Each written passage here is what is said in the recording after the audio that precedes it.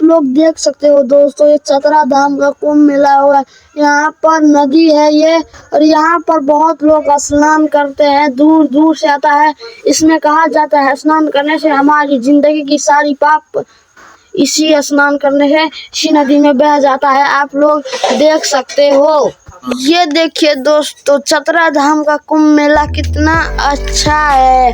12 वर्षे पिंडेश्वर महाकुंभ मेला कितना अच्छा है। आप लोग देख सकते हो, ये मेला 12 साल बाद लगता है। कितना अच्छा है दोस्तों, 12 साल बाद लगता है जो मेला, तो वो तो बहुत अच्छा ही होता है ना। तो आप लोग फुल वीडियो एंजॉय कीजिए।